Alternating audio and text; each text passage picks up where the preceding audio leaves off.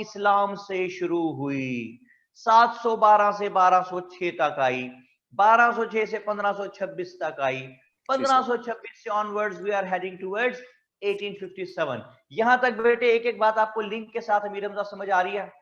अल्हम्दुलिल्लाह सर, बिल्कुल। और वो जो मैं कहता हूं कि चीजों को याद करना नहीं है, याद रखना है, वो समझ आ रही बात सारी का जी नहीं? सर, बिल्कुल। कहानियों की तरह हार्ड डिस्क का दिमाग का हिस्सा बना लेने से देखें, आपको ना हमें 10-10 15-15 साल पुरानी बातें याद होती हैं। अब्बा जी फूफो को भाई की शादी पे नहीं बुलाना, इन्होंने 12 साल पहले अम्मी को ये कह दिया था। अब ये बात हमने कि रजिस्टर में लिख के हेडिंग दे के नीचे याद नहीं रखी, बस वैसे क्योंकि ज़हन का हिस्सा बन गई ना मेमोरी का। तो इन चीजों को मेमोरी का हिस्सा बनाने की बजाय अपने इन कहानियों को जो हमारे काम आनी है, इनको माइंड का मेमोरी का हिस्सा बनाइए। और ऑलवेज कीप ऑन थिंकिंग कि जो भी चीज मैंने पढ़ी है इसको मैं आइडियोलॉजी से रिलेट कैसे कर सकता हूं, इसको मैं करंट जो सर्कमस्टांसेस हैं सब कॉन्टिनेंट के, उससे मैं कैसे इसको रिलेट कर सकता हूं। अमीर हमजा ठीक है बात? दुरुस्त सर, बिल्कुल। अच्छा जी, अमीर हमजा कहाँ रहते हैं आप पाकिस्तान में? सर मैं कराची से, मेरा ताल्लुक है। कराची में मेरा बेटा जी, तो किस इलाके में कराची के? सर बाथ आइलैंड में हूँ। Bath island? जी सर। ये नाम नाम है? सर काफी आयरॉनिक है सर। जी सर, बाथ आइलैंड जगह का नाम है और आजकल काफी आयरॉनिक नाम हो गया है क्योंकि पानी वो बहुत तो ज्यादा आ गया है बाथ आइलैंड के अंदर। वो तो बेटा इत्तेफाक से हो गया ना, लेकिन इसका नाम वैसे ही बाथ आइलैंड है हकीकत जी में। जी जी जी सर, बिल्कुल। अच्छा दैट्स ग्रेट। तो ये कराची में ही है ये इलाका, या कराची के आसपास है? नहीं नहीं सर, कराची में ये सी व्यू की तरफ है। एक लैंडमार्क है हमारे पास, 3 तलवार, उसके साथ है ये। अच्छा, तो I have been to Karachi, जहाँ पे सी व्यू फ्लैट्स है ना, जहाँ पे जी सर। सामने बिल्कुल ही सामने फिर समुंदर आ जाता है। तो I have been there way back in 1997 I suppose. तो I was about to be drowned in the sea, क्योंकि मैं मेरे मामू थे वहाँ मेजर थे, तो यूज्ड टू लिव देयर, उनके पास गया हुआ था। तो मैं जनाब रात के वक्त वो मुझे लेके गए, उस वक्त समुंदर बड़ा शांत था, बड़ा पुरसुकून था। तो हम आगे तक रेत पे चल के चले गए और पानी आता था पाँव तक और वहां से वापस टकरा के चला जाता था। तो it was a very wonderful experience. तो नेक्स्ट मॉर्निंग मैंने वोक अप, तो मामू जा चुके थे काम पे, तो मैंने मामी को कहा कि जी मैं बाहर जा रहा हूँ जरा। उन्होंने कहा अच्छा जी ठीक है। मैं समुद्र में चला गया था, उस वक्त समुद्र तेज चल रहा था जरा।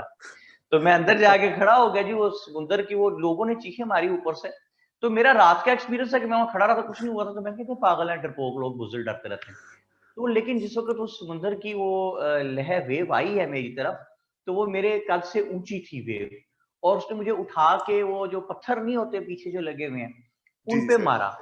तो क्योंकि जब एन वेव पास आई मेरे, तो मैंने महसूस किया कि ये तो कोई खतरनाक चीज है। तो मैं मुड़ा और मैंने साहिल की तरफ भागने की कोशिश की, लेकिन दैट वाज टू लेट। उस वेव ने मुझे उठा के सामने पत्थरों पे मारा। चेहरा बचाने के लिए अनकॉन्शियसली बंदा ऐसे करता है, मैंने ऐसे किया ना, तो पत्थर मेरे हाथ में आ गया। और क्योंकि मैंने ज्योग्राफी बहुत ध्यान से पढ़ी हुई है और मैं पढ़ाता भी रहा हूँ, मेरी बुक्स भी हैं ज्योग्राफी पे, तो मुझे ये एहसास था कि अब जब ये ज्यादा डेंजरस, ज्यादा लीथल तब होगी ये वेव जब when it will go back. मैं ठीक कह जी रहा हूँ ना सर, जी? बिल्कुल सर। बस वो जिस वक्त वापस गई तो उसने ज्यादा ताकत से खींचना था और उठा के साथ ले जाना था हमेशा के लिए।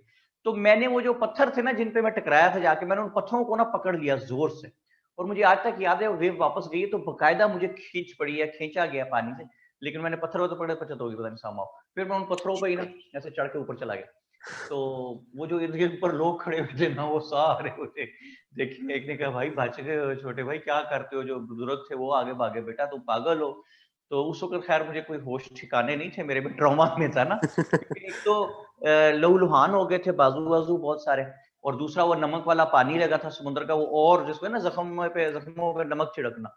जी तो जी बार सर। अल्लाह ताला की जात ने बचा लिया। आपने ये लेक्चर पढ़ना था, रिसीव करना था, इसलिए तो मीर हमजा साहब सिर्फ आपका लेक्चर सुनने के लिए जो है ना मैं बच बिल्कुल गया। सर। ठीक है जी।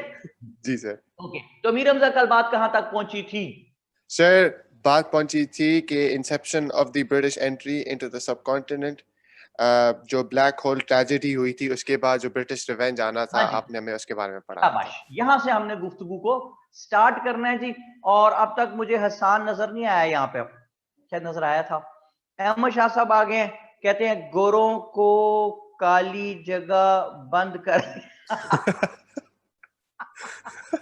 वाह वाह Ahmad Shah, you made my day यार, मजा आया बात का। अच्छा जी, हसान अहमद आ गए थे, जी सर हुक्म।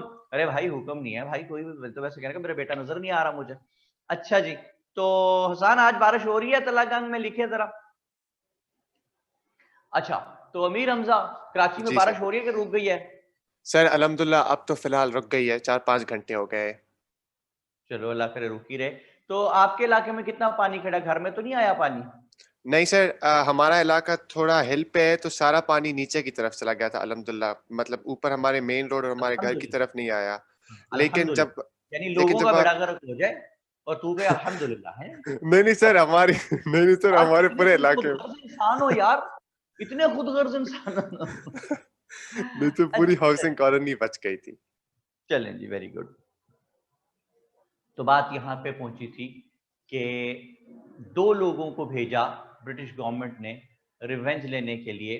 एक का नाम था एडमिरल वॉटसन और दूसरे का नाम था major Robert Clive, CLIVE, major Robert Clive. ठीक है जनाब, लिख जी लिया? Sir. Major Robert Clive, CLIVE, और एडमिरल वॉटसन। यहां दो नाम लिख भी दें आप दोनों में से कोई, आप लोगों में से कोई, ताकि इसको जो पढ़ लें। यार ये चैट प्राइवेट हो गया एडमिन? नहीं, बाकी लोग नहीं पढ़ रहे एक दूसरे की बात लिखी हुई? नहीं पढ़ रहे? फिर तो कोई फायदा नहीं है लिखने का, फिर क्या फायदा है, रहने दो। अच्छा जी, तो मैं क्या कह रहा था, ये दो लोग आ गए थे इंतकाम लेने, लेकिन instead of taking revenge from Nawab Sirajuddaula, admiral Watson और रॉबर्ट क्लाइव ने आर्गुमेंट्स शुरू कर दिए, negotiations. And only with the help of negotiations, इन्होंने ना सिर्फ they manage to reopen their factories. जी अमीर सर। हमजा याद आ गई बात? जी सर, बिल्कुल उनकी बंद फैक्ट्रियां करवा बंद दी कर दी थी। थी, सील कर दी थी नवाब ने फैक्ट्रियां। जी सर। अच्छा, they did not only manage to reopen their factories but to get the privilege of free trade license back as well, only with the help of arguments। लड़ नहीं रहे, इंतकाम लेने आए हैं लेकिन लड़ नहीं जी रहे। और क्या कर रहे हैं भाई, और इन्होंने अपने जो प्रिजनर्स अलाइव थे वो भी, ऑब्वियसली वो जो अलाइव थे उनको आजाद करवा लिया। And then they wrote a letter to nawab, in which they wrote ke Nawab Saab, you have been found guilty of launching an attack on the premises of East India Company, arresting 146 people, out of which 123 died in your imprisonment. So this letter is here to inform you that we are going to launch an attack on your state. लो जी, ये खत पढ़ना था जी कि sir. बहुत हंसा जी नवाब, नवाब बहुत हंसा। तो अमीर हमजा, नवाब हंसता क्यों है? सर पता नहीं। यार वो इस बात पे हंस रहा है कि ये छोटे से लोग मुट्ठी भर में इतनी बड़ी स्टेट का नवाब, एरोगेंस है ना, और ऑफ जी एरोगेंस सर। हंस रहा है गुरूर में कि यार ये होते क्या है, इनकी औकात क्या है, मैं या तो इनको मजा चिखा दूंगा और मैं कर दूंगा इनकी ऐसी की तैसी। हाँ जी, इनको क्या कर बहुत देगा मारूंगा। मीर हमजा, क्या कर देगा उनकी? ऐसी की तैसी सर, बहुत ना मारेगा ना इनको। ना ना ना, ऐसी की तैसी नहीं, ऐसी की तैसी। मजा है ऐ, बात का ना, पता चले मार ऐसी पड़े की तैसी। कैसी। और कहता हूं उनको शूजो शूज कर दूंगा जी मैं, जूते मार मार के। अच्छा जी, फिर क्या हुआ? इसने जनाब अभी हंस ही रहा था, नवाब के एक सिपाही आया, उसने कहा नवाब साहब बाहर अटैक हो गया। तो नवाब ने जी कहा सर। जाओ मुझे क्या बताते हो, मारो पकड़ के। वो चला गया। थोड़ी देर बाद एक सिपाही आया, उसने कहा नवाब साहब बाहर बहुत मार पड़ रही है, बहुत मार पड़ रही है और हम तकरीबन जंग हारने वाले हैं। तो नवाब ने कहा शट अप, मार क्यों पड़ रही है, इतनी बड़ी फौज मेरी, वो थोड़े से लोग। नवाब ने फौरन टीवी लगाया तो देखो हर तरफ नवाब की फौज का कंट्रोल था। तो नवाब ने कहा ए झूठ कहने वाले सिपाही, देख हर तरफ मेरी फौज का कंट्रोल है। तो सिपाही ने कहा नवाब साहब आपने पीटीवी लगाया हुआ है, जरा ARY लगाए तो आपको पता चलेगा कि कितनी मार पड़ रही है जी। अच्छा जी, और आगा फरहान अली, आज माइक ठीक हो गया बेटे, आपसे बात करें कि ना करें बता दीजिएगा मुझे। अच्छा जी, तो नवाब ने ARY लगाया तो देखा वाकई बहुत मार पड़ रही है। मीर हमजा सो गया? हेलो, अरे भाई कहां गया मीर हमजा? वो पानी में तो नहीं बह गया कहीं, पता करो यार। मीर हमजा कहां गया भाई? अच्छा, कह रहा है सुहेल अरसलान, कहते हैं यार भाई लगा रहा होगा। अल्लाह रहम करे भाई, पानी में पकड़ो, कहां गया यार वो? अमीर हमजा लाओ यार, तुम्हारा अमीर हमजा कहाँ गया? हमारा अमीर हमजा ला के दो, मैं मुझे नहीं पता। मंजियां संभालने गया है, बारिश आ गई। सारे कहते हैं मंजियां संभालने गया। अच्छा जी, तो आगा फरहान साहब से बात कराएं जी। देखिए आज बेटे के पास माइक ठीक है कि नहीं है। आज भी पॉसिबल ना हो पाएगा सर। ओके, बात कराएं जी मेरी, आप सोहेल असलम साहब से बात कराएं। मैं कहता हूँ सारे बच्चों से बात हो ना, इंटरेक्शन सबसे हो जाए। सोहेल असलम से वो कह रहे हैं सर मी। लो जी, मैंने पहले ही कह दिया मेरे बेटे से बात कराएं। हेलो हेलो गांव वालों, कहाँ हो ठाकुर? सोहेल असलम कहाँ भाई? हेलो आवाज आ रही सर? जी मेरे बेटे, अब आवाज आई है जनाब। जी सर, अब आई है बस। हाँ ऐसी जी है। सोहेल साहब, क्या क्या हाल हाल सर आपका? है? ठीक सर, अल्लाह का शुक्र। आप पाकिस्तान के किस इलाके में पाए जाते हैं भाई? सर लाहौर में। लाहौर में ही है जी। लाहौर में भी आज सुबह से बारिश हो रही थी, अब थोड़ी देर पहले रुकी है। पता है ना आपको इस बात का? जी सर, कल तो क्या कहते हैं, नॉर्मली वापडा टाउन में इतना पानी नहीं खड़ा होता। मैं कल शाम को गया था वापडा टाउन, अंदर गया था तो वहां पे सर सैलाब आया हुआ था, पूरा पूरा गाड़ियां डूबी हुई थी। और कोई नहीं यार, मैं भी कल शाम को, मेरे एक दोस्त है, उनका एक्सीडेंट हो गया था। वो रेवेन्यू सोसाइटी में रहते हैं। मैं वो ढूंढता ढांढता रेवेन्यू सोसाइटी नेविगेटर पे लगा के गया था। वहां से वापस मैं वापडा टाउन के गोल चक्कर के बाहर से होके आया हूँ। वापडा टाउन के अंदर नहीं मैं गया, लेकिन मेन गो पानी का खतरा भी नहीं था। एम ही चक्कर देता है हमें। सर नहीं, अंदर वापडा टाउन के अंदर मेन मेन गोल चक्कर पे नहीं। अगर आप वापडा टाउन के अंदर जाते तो वो डूबा पड़ा था सारा। अंदर स्ट्रीट्स में? स्ट्रीट में, और उनकी जो वापडा टाउन की मेन मेन अंदर रोड है। अच्छा, मैं मोहम्मद तो अवैस कल है साहब कहते हैं सर अंदर बहुत पानी था। सोहेल असलम तेरे जैसे और अवैस है साहब आप जैसे लोग एवं ही जंग में ना फौजों को डराई जाते हैं। वो सर उनके मुझे पास तो 100 टैंक है, वो 100 टैंक आ रहे हैं साहब। एवं ही ना डराओ मुझे यार, मैंने आज फिर जाना है शाम उस को, टाइम उस टाइम काम है मुझे। उस टाइम थोड़ी वो देर के देखो, लिए वीनस की याद आ गई थी। किसकी? वीनस की सर। वो कौन है? इटली में सर, जो आपका सिटी है वेनिस। वेनिस या वेनिस, सॉरी मुझे समझ नहीं आ रही बात आपकी। सर। वेनिस की याद आ गई थी, इटली गया था वेनिस, हाँ हाँ हाँ तो। हाँ हाँ वेनिस। वो तो भाई फिर आप बोट्स ले लेना। अब आप लोग स्पेशली कराची वाले तो जरूर ले ले बोट्स, ताकि ट्रैवल तो कर सके एक से दूसरी जगह। यार वो वीडियो देखी जिसमें पुलिस वाले भी फंसे हुए हैं बेचारे। जी सर। यार वो देखे, वो बेचारे ड्यूटी भी करते हैं, जिंदगी भी खतरे में है, और लोग उनको बुरा भी समझते हैं। तो और एनीवे, सर वो 2,05,500 कनाल जमीन भी नहीं मिलती हमें बिल्कुल सही बात है, इन्हें। बिल्कुल सही बात है। अच्छा जी, तो सोहेल असलम वो जंग हो रही थी यार प्लासी की, समझ आ गई बात? जी सर। ये जंग जिस वक्त हो रही थी, नवाब ने ARY लगाया तो देखा हर तरफ मार पड़ रही थी, बड़ा परेशान हुआ। इतने में एक सिपाही आया, उसने कहा नवाब साहब it has really become a losing concern, आपको बाहर आकर जंग लड़नी पड़ेगी। तो नवाब ने जरा बख्तर पहना, घोड़े पे बैठा, तीर तलवार नेज़े ढाले भाले लेके बाहर पहुंचा जंग मैदान जंग में। तो क्या देखता है कि वाकई बहुत मार पड़ रही है हर तरफ, and it was about to be a finished game. The game was about to be finished. कि गौर किया सिराजुद्दौला ने कि मार क्यों पड़ रही है, तो ही केम टू नो कि अपनी ही फौज का सिपा सालार मीर जाफर ना सिर्फ खुद अंग्रेजों के साथ मिल गया था, बल्कि उसने फौज का भी बहुत सारा हिस्सा अपने साथ मिला के उनकी तरफ कर दिया था, और वो उनके साथ मिलके नवाब के बचे खुचे वफादारों को मार रहा था जी। अच्छा जी, और पता नहीं मोहम्मद अहमद पूछ रहे हैं repeat names of person sent by British. Admiral Watson and major Robert Clive, CLIVE।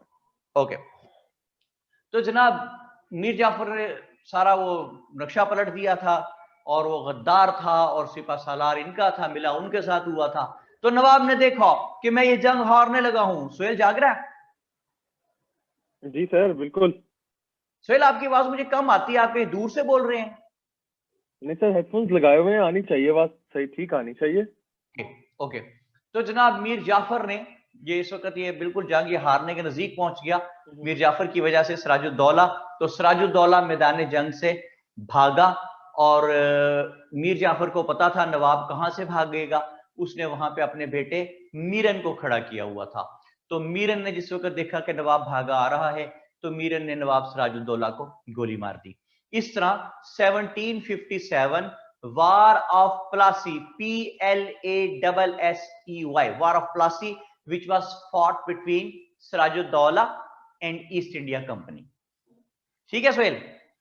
Ji sir.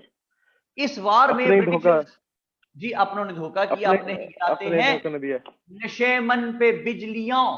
ठीक है जी। और एक और शेर यहाँ पे आता है कि देखा जो तीर खा के कमी गाह की तरफ, वो अपने ही दोस्तों से मुलाकात हो गई। ठीक है जी। तो बिल्कुल सर। ये जनाब इस तरह एडमिरल वाटसन और major Robert Clive with the help of an intrigue साजिश की और एक ट्रेडर को साथ मिलाया जिसका नाम था Mir Jafar, and they came out victorious. Sirajuddaula मारा गया और 1757 की वार ऑफ प्लासी के बाद मीर जाफर को ईस्ट इंडिया कंपनी वालों ने बंगाल का नवाब बना दिया। ठीक है जनाब? जी सर, बिल्कुल ठीक है। रहता है, लेकिन इन 2 सालों में ना वो तंग पड़ना शुरू हो गया मीर जाफर। उसने कहा यार नवाब मैं हूं, and every now and then I am being subjugated, I am being directed, I am being dictated by East India Company. ये करो वो करो, ये ना करो वो ना करो, तो नवाब मैं हूं और हुक्म इनका चलता है। तो वो गुस्से में आ गया, परेशान हो गया। उसने क्या किया, उसने वहां पे हॉलैंड के लोग आए हुए थे, नीदरलैंड्स के, डच पीपल। तो मीर जाफर ने डच लोगों के साथ मिलकर साजिश बनाई कि हम इनको उठा के बाहर फेंक देंगे जनाब। तो admiral Watson and major Robert Clive were quick enough to realise कि व्हाट वाज हैपनिंग। तो उन्होंने क्या किया, उन्होंने फौरी तौर पे एक्शन लिया और इस तरह जंग शुरू हो गई। एक तरफ है मीर जाफर और डच पीपल, समझ आ रही है सुहेल? जी सर, बिल्कुल आ रही है। एक तरफ है मीर जाफर और डच पीपल, हॉलैंड के लोग, नीदरलैंड्स के, और दूसरी तरफ है ईस्ट इंडिया कंपनी। ठीक है जी। जी sir. East India company came out victorious. 1759 it was a war of Bedara, BEDARA, बेडारा।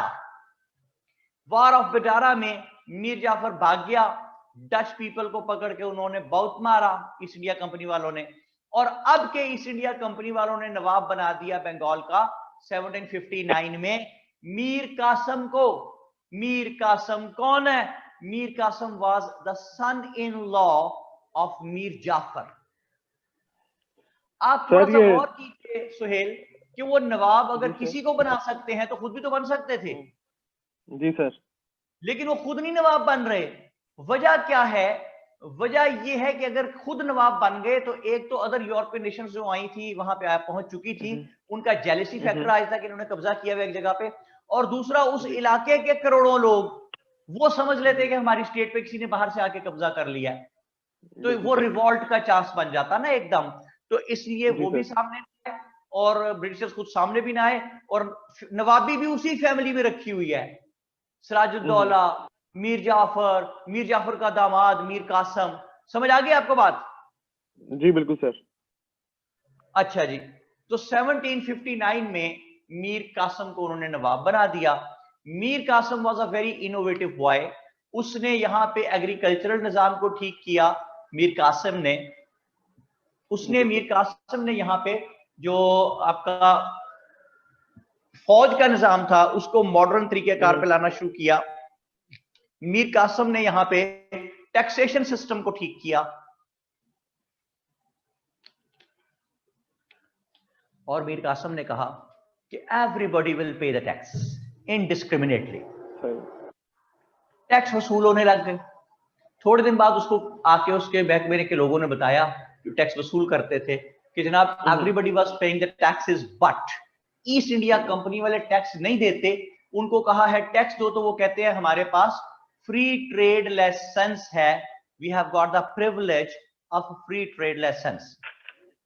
Mir Qasim को चढ़ा गुस्सा, उसने कहा जी उन्हें जाके को कोई फ्री ट्रेड लाइसेंस नहीं है, यू विल हैव टू पे द टैक्सेस। तो अगर आप टैक्स नहीं देंगे तो हम आपको अरेस्ट कर लेंगे।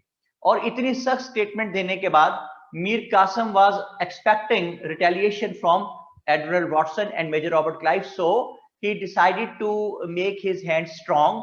उसने क्राउन प्रिंस आलमगीर II को अपने साथ मिलाया, जो उस वक्त मुगलों का शहजादा था, क्राउन प्रिंस आलमगीर II, और साथ उसने नवाब ऑफ अवध को अपने साथ मिलाया, स्टेट ऑफ अवध का जो नवाब था।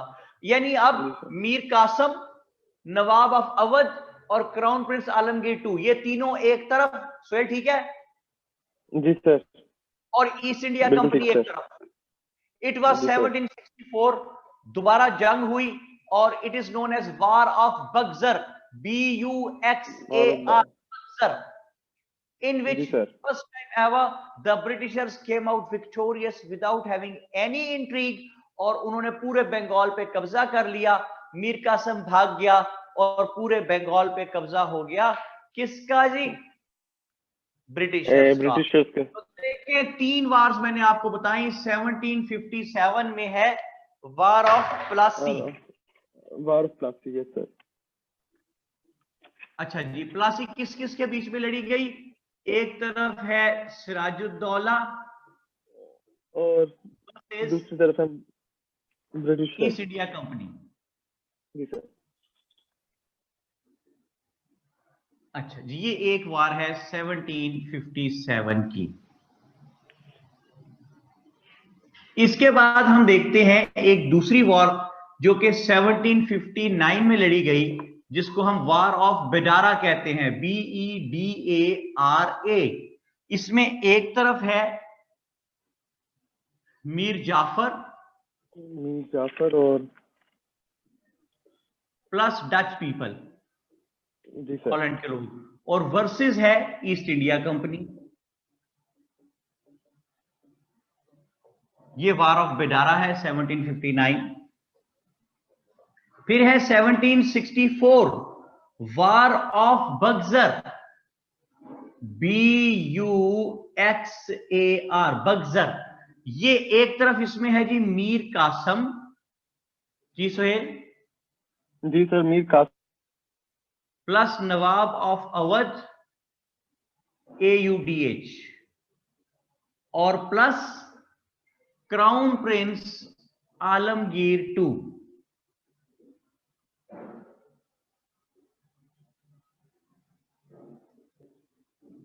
Crown prince Alamgir II versus East India company. जी सर, सॉरी वो दरम्यान में इंटरनेट बंद हुआ था। ये है जी 3 वार्स। ये जो 1764 की वार है, इसकी सिग्निफिकेंस ये है वार ऑफ बक्सर की, कि after having the war of Buxar, आप ये मैप पे देखिए, या जरा बोर्ड क्लोज करें, मैं इनको ना वो भाई हेलो, एक कमजोर दिल का आदमी भाई हूँ, मैं डर गया, मैं क्या स्मगलर आ गए। अच्छा जरा और खोलें, जरा सा वाइड करें एंगल जरा सा, अब क्लोज करें, जरा जूम इन करें जरा सा, यार इधर लेके आए ना, पैन करें इसको, ये शाबाश। ओके ले जी, मैं आपको मैप बनाना सिखाने लगा हूं। सोहेल सुन रहा है? जी सर, बिल्कुल सुन रहा हूं सर। ये देखिए जनाब, एक मैंने ये सी लिखा इस तरह, कितना मुश्किल काम है जी, हो सकता है ना सोहेल? बिल्कुल हो सकता है सर। सी, ये जहां सी है ना, इसके ऊपर से मैं ऐसे जाऊंगा और ऐसे करता है इसको, यहां से मैं वापस ले आऊंगा यहां तक, जहां सी यहां से स्टार्ट हो रहा था, इसके यहां तक ले आऊंगा। जी सर, हो गया? बिल्कुल सर। अब मैं इसको पेस्ट्रेट रख के, हॉरिजॉन्टल रख के ऐसे बाहर ले जाऊंगा, हॉरिजॉन्टल रख के बाहर ले गया। अब मैंने उल्टा सी डालना है, लेकिन फर्क ये है, इस उल्टे सी में मैंने ये बीच में जरा स्ट्रेट लाइन भी लानी है, वर्टिकल, लाइक दिस। अब इसको स्ट्रेट यहां से ऐसे बंद कर रहा हूं, और इसके पैरेलल ये जो सी की ये वाली लाइन है पहले सी की, इसके पैरेलल रख के मैं इसको ऐसे ले जा करके, ये बन गया आपका प्यारा पाकिस्तान। और कोई बात समझ में आती है? ऐसे बनता है, ऐसे बनता है नया पाकिस्तान। ये वाह खान की पट्टी है, अफगानिस्तान आ गया, ईरान आ गया। यहां से मैं एक वी लेके जाऊंगा, लेकिन वी का उधर वाला डंडा जो है उसको बाहर की तरफ डिस्टॉर्ट कर दूंगा, ये गंदा इंडिया बन गया और इसके साथ यहाँ पे मैं बना दूंगा बंगाल। समझ आ गई जनाब? जी सर। अब मैं क्या करूंगा, मैं बता रहा हूं आपको क्या now what is going to happen, कि ये जो एरिया है बंगाल का, जो मैं डॉटेड एरिया बना रहा हूं, इस एरिया पे सुहेल कब्जा कब हुआ ब्रिटिशर्स का? Sir after war of Buxar. क्या बाश, after the war of Buxar in 1764। Okay, तो ये नहीं, टिल्ट डाउन करें कैमरा सर, टिल्ट डाउन करो, नीचे करें जरा ऐसे, ये बस बस बस बस, ये ओके, शाबाश। ये नहीं, देखिए एक छोटा सा एरिया है सब कॉन्टिनेंट पूरे का, अगर आप कंपेयर करें बंगाल, और कब्जा उनका हुआ है सिर्फ बंगाल पे। ओपन कर दीजिए, नॉर्मल कर दे कैमरा, सिर्फ बंगाल पे कब्जा हुआ है। लेकिन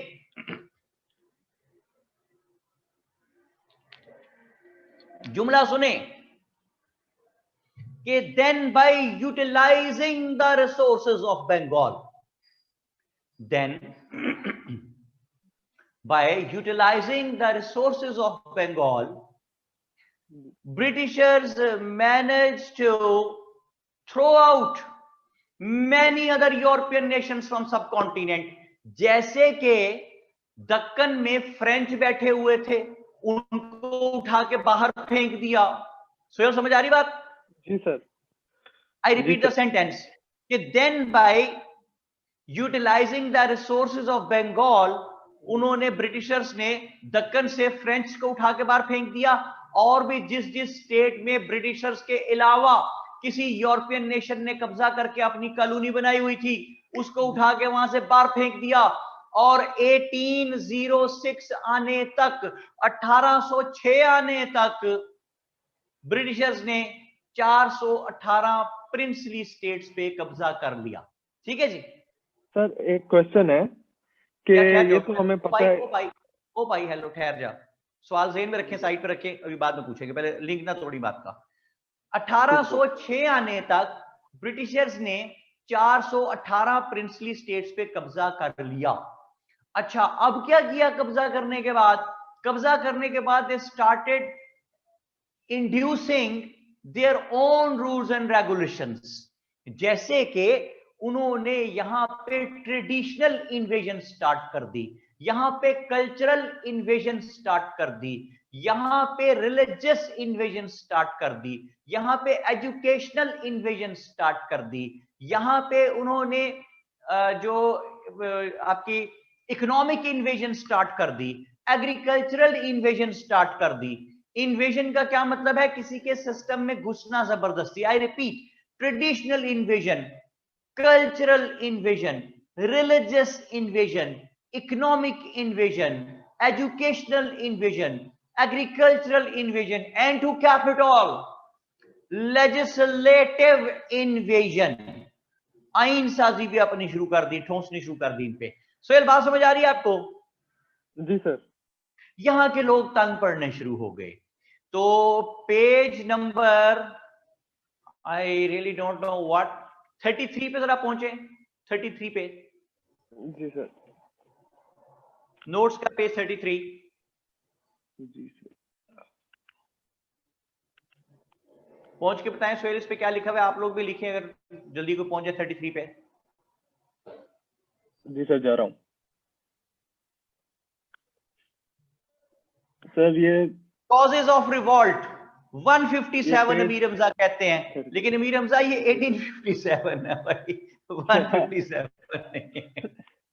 ठीक है, कॉजेज ऑफ रिवॉल्ट आ गए 1857 के। ठीक है, ये है वॉर ऑफ इंडिपेंडेंस 1857 की।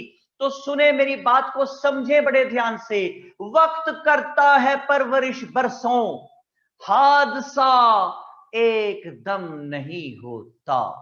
ओ, कोई बात समझ में आती है भाई? बिल्कुल सर। देखें, वक्त करता है परवरिश बरस, यानी बड़े सालों से वो चीज चली आ रही होती है। जैसे कि 1857 की वॉर ऑफ इंडिपेंडेंस है, तो ये एक दिन में नहीं हो गई। फूलों का बिखरना तो वो कद्दर ही था मोहसिन, पर इसमें हवाओं की सियासत भी बहुत थी। ओ भाई, 100 साल से लावा पक रहा है, 100 साल से, फ्रॉम द लास्ट 100 years कैसे? Just after the war of Plassey 1757 और फिर स्पेशली आफ्टर बक्सर 1764 जब पूरे बंगाल पे कब्जा हो गया, तो इन्होंने तरह तरह की अपनी चीजें जो है वो इंड्यूस करनी शुरू कर दी लोकल्स पे। लोकल्स तंग पड़ने शुरू हो गए। ये जो वॉर ऑफ इंडिपेंडेंस है, इसको मैंने इस एक पेज पे 3 हिस्सों में तकसीम किया हुआ है सोहेल। पहला है कॉजेज ऑफ द वॉर, कि जंग हुई क्यों। दूसरा हिस्सा उसका बन रहा है, सेंटर में पेज के जब आप पहुंचेंगे, कि why the locals lost the war, ठीक है। और तीसरा हिस्सा इसका बनता है पेज का, कि impacts of the war, consequences of the war, what happened after the war. ठीक है जी, 3 हिस्सों में तकसीम किया। ये एक पेज है सोहेल, इस पे अगर आप गौर करें, वॉर ऑफ इंडिपेंडेंस के 40 से 45 पॉइंट्स आपको गिवन है। तो if you want to make maximum score in the papers of CSS, तो write down the different points. एक टॉपिक 20-20 पॉइंट्स असबर हो आपको। पॉइंट्स पॉइंट्स पॉइंट्स, क्योंकि एग्जामिनर को पॉइंट्स पसंद है और बेबी को बेस पसंद। बेस पसंद है। हमारा मसला ये है, एग्जामिनर को क्या पसंद है, हमने तो वो लिख देना भाई। ठीक है जनाब। अच्छा जी, तो कुल मिला के बात क्या बनी, ये एक पेज है वॉर ऑफ इंडिपेंडेंस का।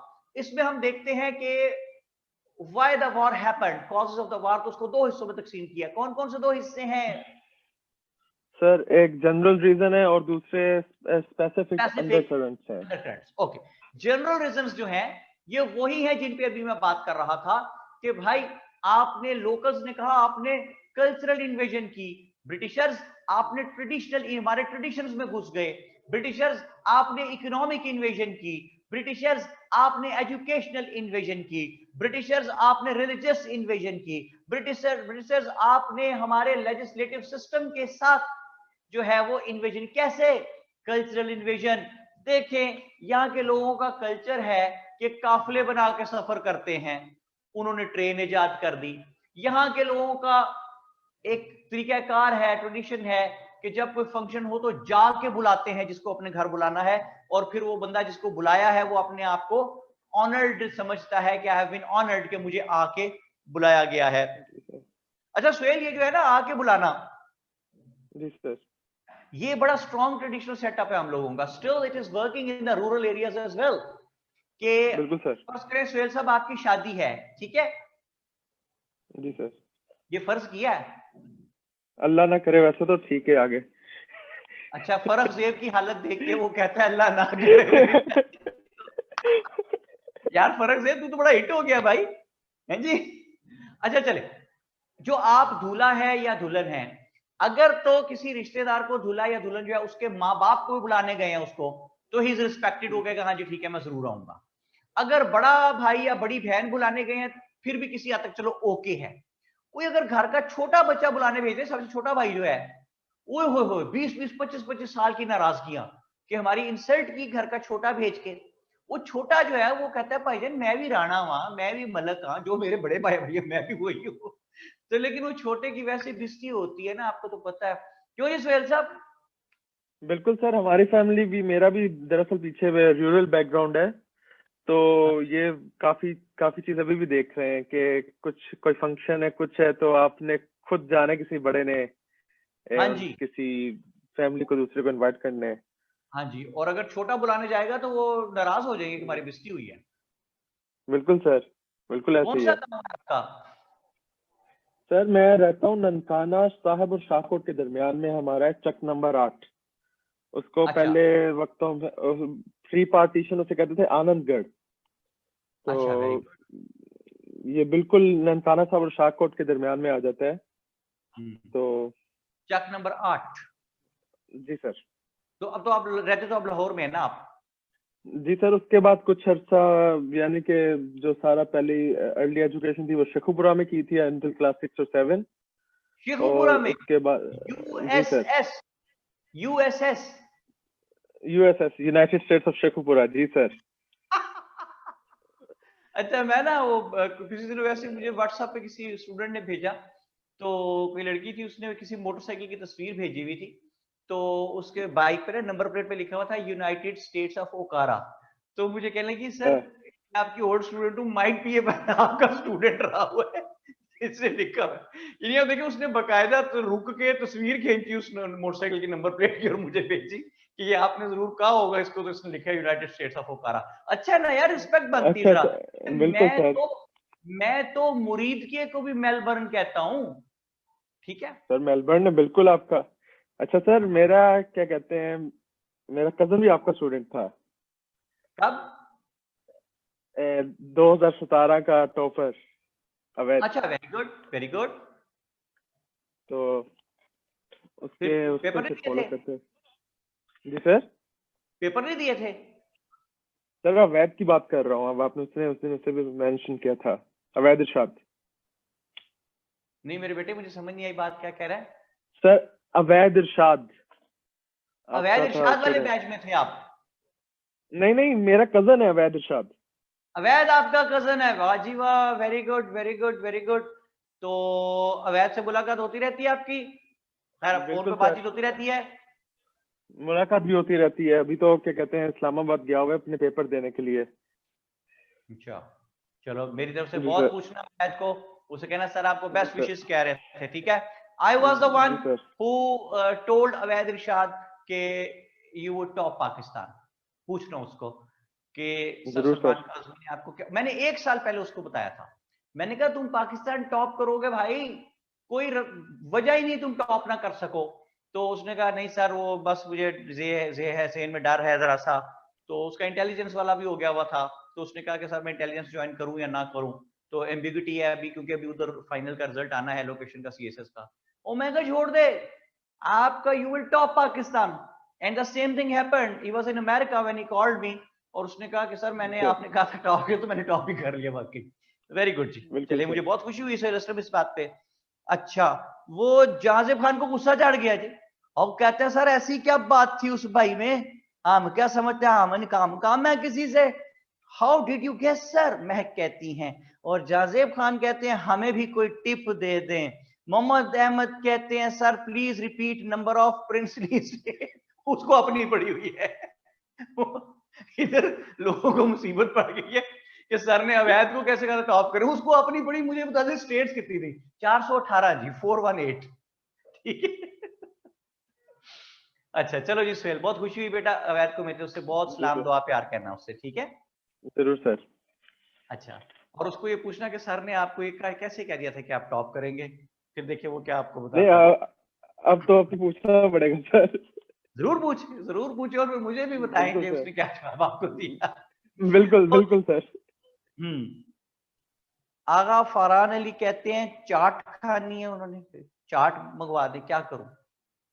जो ये ऑनलाइन चाट कैसे खाएंगे भाई, ओपन ही करवा दें चाट। ये नहीं, मुझे नहीं समझ आई। अच्छा चैट चैट, सॉरी सॉरी आगा साहब, मैं कम चैट फहमो सर, सर फरासत का आदमी, चैट। मैं कम फहमो फरासत का आदमी यार, मुझे कम बातें समझ आती है। ओके जी, बहरहाल ये मेरे पास में नहीं है जी भाई। ओके, तो सुहेल बात कहां तक पहुंची? सर हम 1857 के उसके ऊपर थे, रीजंस पे थे, reasons of war, causes etcetera. Traditional invasion, उन्होंने यहाँ पे टेलीग्राफ इजाद कर दी। लोग जाके बुलाते थे, रिस्पेक्ट होती थी, उन्होंने टेलीग्राफ इजाद कर दी। फिर लोगों ने कहा जी आप यहाँ पे कर रहे हैं रिलीजियस इन्वेजन। रिलीजियस इन्वेजन क्या, कि भाई यहाँ पे स्कूलों में बच्चों को वो क्रिश्चियन मिशनरीज बुला लिए, वो लोगों को तबलीग करते फिरते थे क्रिश्चियनिटी की। Religious invasion. एजुकेशनल इन्वेजन, स्कूलों में बाइबल पढ़ाने लगे। लेजिस्लेटिव इन्वेजन, एक कानून बनाया which is known as doctrine of lapse, यानी जिस स्टेट के राजा का बेटा नहीं, जब वो राजा मरेगा तो the state would fall to East India Company. बात समझ आ गई आपको? जी सर। अच्छा जी, सुहेल असलम बेटे से लेंगे इजाजत, काफी देर से बात हो रही है, किसी नए स्टूडेंट से बात अल्लाह कराएं हाफिज़ जिससे सर। अब तक मेरी बात नहीं हुई। Nice talking to you Suhail Aslam, जीते रहो, सलामत रहो, खुश रहो। मेरी बात कराए हिना हसन से, ये कौन है, इससे कोई बात नहीं हुई, नजर भी नहीं आते मुझे, जल्दी हरी अप। ऊपर हिना हसन, ये हेलो हेलो, है कि नहीं है भाई? डॉक्ट्रिन ऑफ लैप्स मारिया रेशम पूछ रही है जी, मारिया रेशम से बात कराएं जी। MARIA, मारिया रेशम, बात कराएं। हेलो। अस्सलाम वालेकुम सर। वालेकुम अस्सलाम। मारिया कैसी हो बेटा, ठीक हो? जी सर, मैं बिल्कुल ठीक हूँ, थैंक यू। आप कैसे हैं? या थैंक यू। मेरी बेटी कहाँ है जी पाकिस्तान में? सर मैं पाकिस्तान में इस्लामाबाद से हूँ। पाकिस्तान में इस्लामाबाद में। मेरी बेटी, बारिश की क्या सूरत हाल है जी वहाँ पे? सर इस्लामाबाद में कल तक बारिश हो रही थी, लेकिन मैं दुबई में रहती हूँ तो मैं कल वापस आ गई हूँ। आज जो है बारिश नहीं हो रही, आज रुक गई है। नहीं, वापस कहाँ आ गई? इस्लामाबाद में? नहीं सर, मैं दुबई में रहती हूँ वैसे। आई अच्छा, आप वर्क। दुबई चली गई है? जी मैं वापस आ गई हूँ, मैं लास्ट इस मंथ वक्त पाकिस्तान में थी। इस वक्त आप दुबई में हैं? जी। वहां तो नहीं बारिश हो रही? नहीं सर, यहाँ पे तो कभी कभार होती है। इस बार सीडिंग नहीं हुई है इतनी, तो बारिश नहीं हो रही है। वेरी गुड जी, वेरी गुड। तो ये जो आप दुबई में बैठी हैं इतनी दूर और हमारी आपसे बात हो रही है, ये कैसे मुमकिन हो पा रहा है? सर जूम कॉल से, टेक्नोलॉजी। ना, ये शुआओं का चक्कर है, शुआओं का।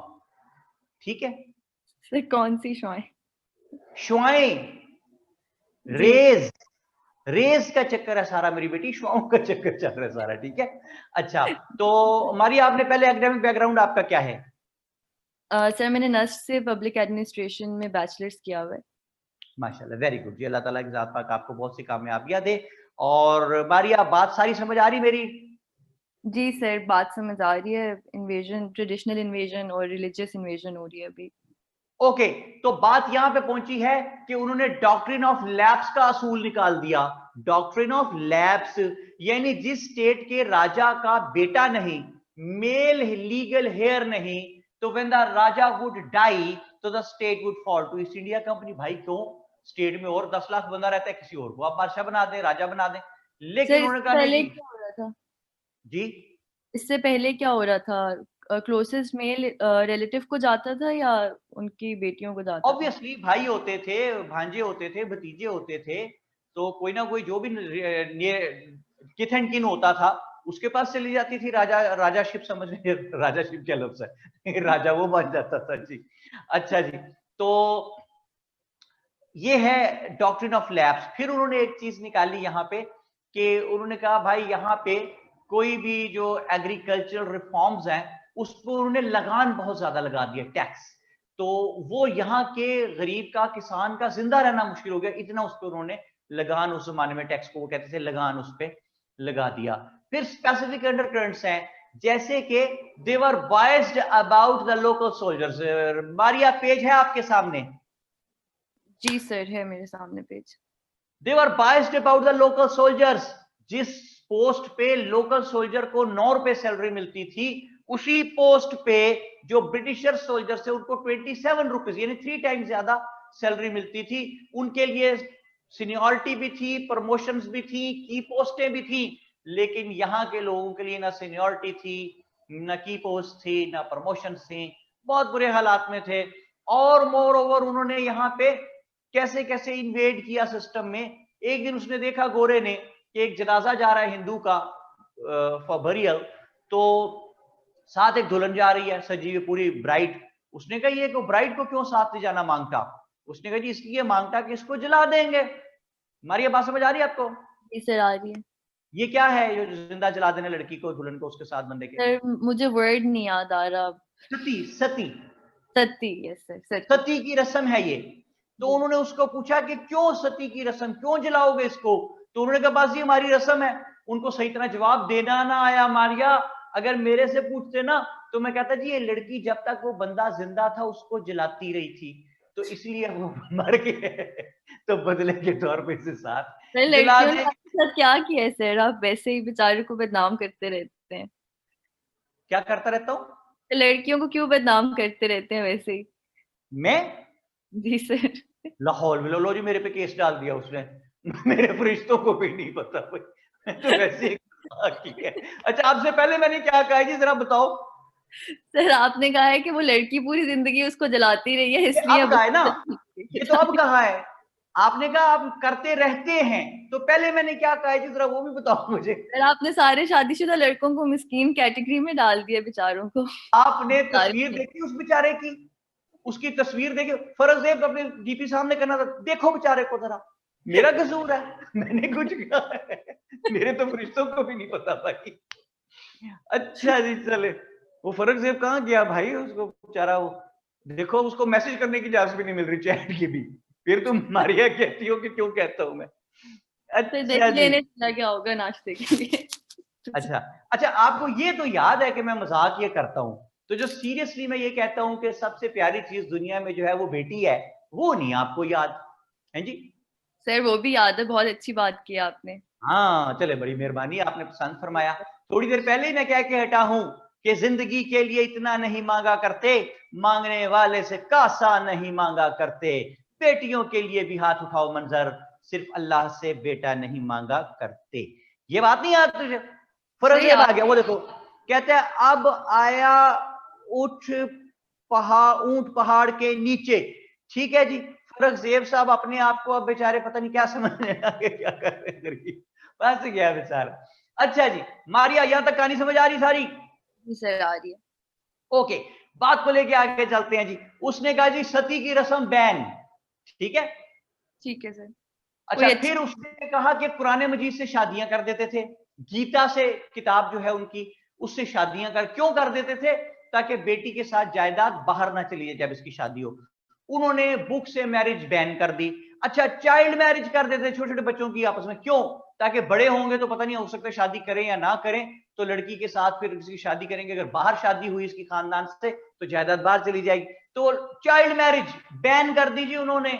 अच्छा, अब देखें कल्चरल इन्वेजन, ट्रेडिशनल इन्वेजन, यहाँ के लोगों पर टैक्स बेशुमार लगा दिया है, यहाँ के जो सोल्जर्स हैं उनके लिए बाइस्ड हैं बहुत ज्यादा।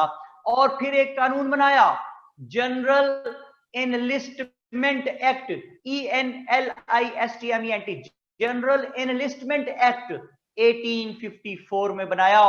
इसका मतलब क्या था जनरल एनलिस्टमेंट एक्ट का? इसका मतलब ये था कि it enabled the British government to make the transfer of any soldier anywhere, general enlistment act 1854 की मदद से। तो यहां के लोगों ने इस पर भी बड़ा एतराज किया। फिर अनेक्सेशन ऑफ स्टेट्स, स्टेट्स को अपने साथ मिलाते चले जा रहे थे, जैसे कि स्टेट ऑफ अवध नवाब वाजिद अली शाह थे वहां पे। इन्होंने कहा जी कि एक बंदा नवाब वाजिद अली शाह के पास भेजा, his name was James Outram, James Outram, OUTRAM, M for mango, Outram. ये जो जेम्स आउटरम था, इसने जाके नवाब साहब को एक लेटर दिया कि साइन कर दें। नवाब साहब ने लेटर पढ़ा तो उसमें लिखा हुआ था भाई कि I Nawab Wajid Ali Shah with my own consent handing over all the administrative affairs to East India company. तो नवाब साहब ने कहा भाई मैं तो कोई आपको हैंड ओवर नहीं कर रहा ये अफेयर सारे ईस्ट इंडिया कंपनी को। तो उन्होंने कहा ठीक है नवाब साहब आपकी मर्जी है, ना करें, 3 दिन आपके पास, साइन कर दिया, ओके, नहीं तो हम अटैक करेंगे, कब्जा कर लेंगे। In the same thing happened, उन्होंने अटैक किया और स्टेट ऑफ अवध पे कब्जा कर लिया। इस तरह दे अनेक्स्ड, अपने साथ जोड़ना, annexed, they annexed many states with them on humiliated conditions, किसी को ब्लैकमेल करके, किसी को थ्रेट करके, किसी को ब्राइब करके बहुत सी स्टेट्स को उन्होंने अपने साथ मिला लिया। डॉक्ट्रिन ऑफ लैप्स के जरिए बहुत सी स्टेट्स पे कब्जा करते चले गए। और फिर यहां के लोगों में लावा पक रहा है। मारिया सो गई? नहीं सर, मैं इधर ही हूँ सर। डॉक्ट्रिन ऑफ लैप्स और एनेक्सेशन ऑफ स्टेट्स में कितना गैप है? कौन कौन से साल में हुई थी डॉक्ट्रिन ऑफ लैप्स और एनेक्सेशन ऑफ स्टेट्स में कितना फर्क है कवानीन में? टाइमलाइन क्या है उनकी? साथ साथ ही हैं, साथ साथ ही, वो भी चलती रही, ये भी चलती रही। ठीक है, अच्छा जी। तो एक, अब यहाँ के लोगों में लावा पक रहा है, इन्होंने कहा जंग करें, इन्हें उठा के बाहर फेंक देंगे ब्रिटिशर्स को। यहाँ से लावा पक रहा है बगावत के लिए, रिवॉल्ट के लिए। अभी वो प्री मेच्योर था लावा, अभी तैयारी इनकी पूरी नहीं थी लड़ने की कि 1 जनवरी 1857 को एक वाकया पेश आया कि एक फौजी जो था ब्राह्मण, वो बैठा हुआ था, पानी पी रहा था, तो पास से एक छोटी जात का हिंदू गुजरा, शूदर जिसे कहते हैं, शेड्यूल्ड क्लास हिंदू। वो आया, उसने कहा भाई जरा ग्लास बर्तन देना, मैंने पानी पीना है। उसने कहा शराब, मैं आपको ये बर्तन दे दूं, whole of my religion tarnished, तुम छोटी जात के हिंदू हो। तो उसने कहा sir which religion you are talking about which had already been tarnished. उसने कहा क्या बकवास कर रहे हो, मेरा रिलीजन कैसे तबाह बर्बाद हो गया, भ्रष्ट कैसे हो गया मेरा रिलीजन मेरा। उसने कहा जनाब वो जो कार्ट्रिजेस आए हैं ना, न्यू कार्ट्रिजेस, कारतूस जो गन में डालते हैं, those cartridges are supposed to be open with the help of your teeth, क्योंकि उसके ऊपर शेल चढ़ा हुआ बड़ा हार्ड है, तो उसको ऐसे दांतों से खींच के निकालना पड़ता है और फिर गन में उसको लोड करते हैं। तो उसने कहा वो जो शेल है that has been dipped in the fats of cows and pigs. Cows are sacred for the Muslims and cows are sacred for the Hindus and pigs are forbidden for the Muslims. तो ये अफवाह जो थी, जो सच भी थी, जंगल की आग की तरह ये रूमर फैला। And the next morning thousands of the soldiers refused to use those cartridges, और उन्होंने कहा कि हम इसको इस्तेमाल नहीं करेंगे। British government took it as disobedience of order, और उससे क्या हुआ भाई, thousands of the soldiers were imprisoned by the British government, और जो बाकी सिपाही बच गए थे, whatever ammunition had been allocated to them, किसी को बंदूक मिली हुई थी, कारतूस की पेटी मिली हुई थी, एक रिवॉल्वर मिला हुआ था, उसके 10-12 बुलेट्स मिले हुए थे, whatever, खंजर मिला हुआ था, वो रात को उन्होंने सारा असला एमुनिशन जो उनको एलोकेट किया हुआ था ब्रिटिश गवर्नमेंट ने, वो उन्होंने उठाया और वो चल पड़े। मीरठ एक जगह है, मीरठ, मीरठ की जेल में कैद थे उनके सारे साथी सिपाही जो थे। उन्होंने मीरठ की जेल पे 1 जनवरी की रात को अटैक किया, दीवार तोड़ दी जेल की, और 27,000 प्रिजनर्स को, अपने साथियों को, सिपाहियों को वहां से आजाद करा लिया। जितने ब्रिटिशर्स, लोकल सोल्जर्स वहां ब्रिटिश गवर्नमेंट के अपॉइंटेड थे, उन्हें कत्ल कर दिया।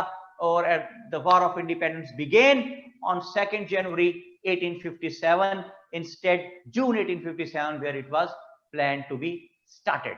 जी मारिया, समझ आ गई बात? जी सर, समझ आ गई सर।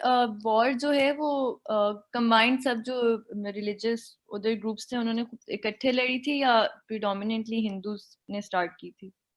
नहीं जी, इनडिस्क्रिमिनेटली। डिस्क्रिमिनेटली।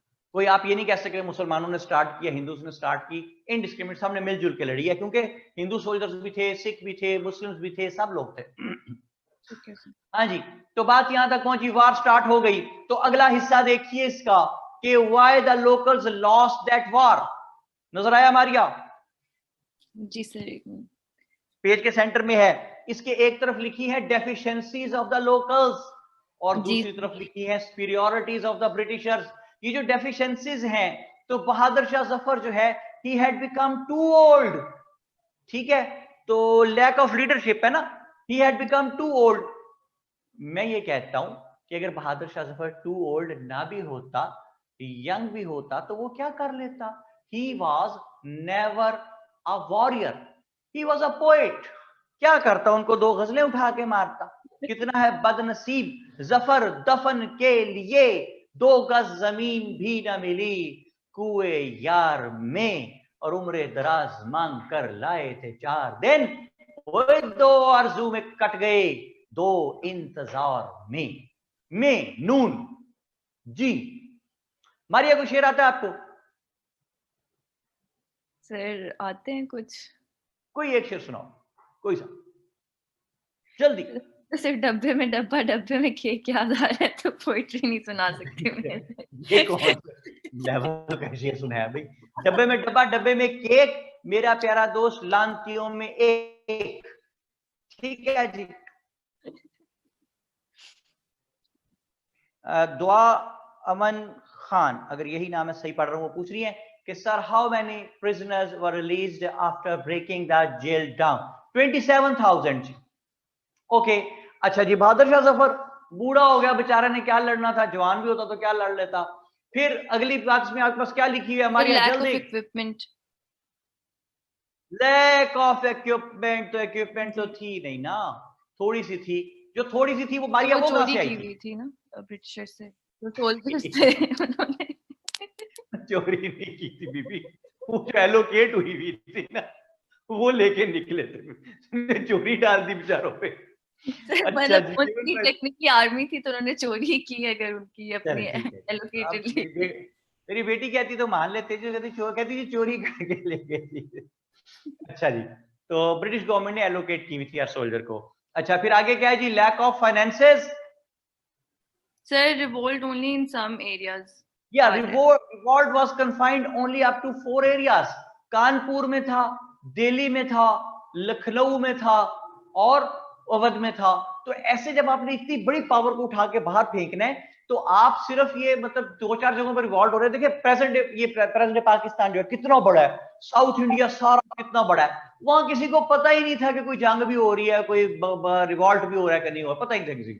तो ऐसे तो आप इतनी बड़ी पावर को उठा के बाहर नहीं फेंक सकते। Then it comes to the lack of finances. देखें जंग लड़ना जो है it's one of the most costly thing in the world. तो इनके पास पैसे ही नहीं था बेचारों के पास, इन्होंने क्या बेचारों ने जंग लड़नी थी। आगे क्या लिखा हुआ Maryam, sorry Maria? financial constraints and financial constraints हो गए और no proper strategy- aim or goal. हैं जी, No proper aim or goal. So no no strategy. Proper aim और गोल, पता ही नहीं ना करना क्या है जंग करके।